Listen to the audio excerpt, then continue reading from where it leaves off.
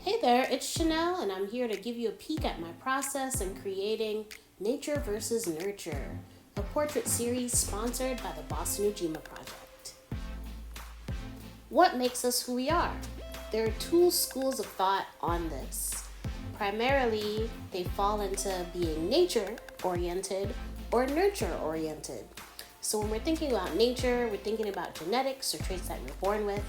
And when you're thinking about nurture, you're thinking about supports or resources in your environment. As inspiration for this portrait series, I asked folks the following questions. What elements of yourself do you attribute to your unique nature? And what elements of yourself do you attribute to being nurtured? Here's a quick summary of Cassandra's answers.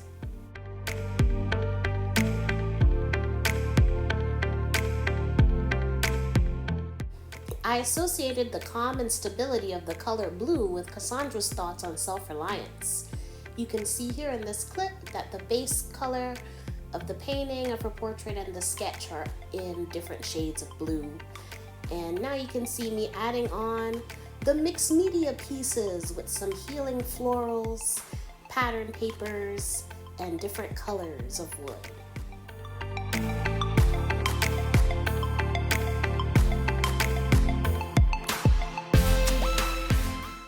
Next up is Romy. Here's a summary of her attributes.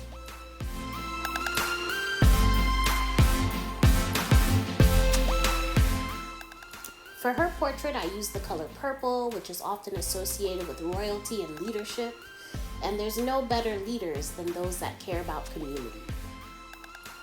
For her thoughts about quirkiness and warmth, I made a point to use collage papers that had some warm earth tones and some quirky floral situations to match the real flowers that I included in the work. Next up are the attributes from Jessie X.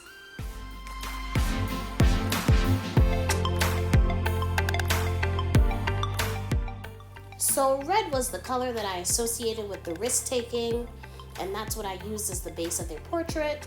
Also thinking about the fact that they mentioned that they were super eccentric, I wanted to add some more extra sketchy texture with the crayon and a little bit of metallic paint for some flair.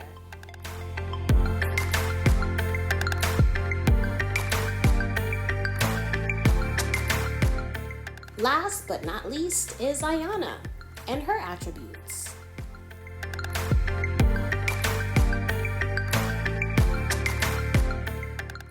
When I think about the color green, I think about the ways in which plants are constantly being replenished by the sun, and that aligned a lot with Ayana's thoughts on spirituality, so that was the base color for her portrait. Her thoughts about pushing through challenges and not sitting in problems also made me feel like I could get a little more wild with some of the arrangement and textures I was doing with the florals and the crayon. So here you can see the finished product.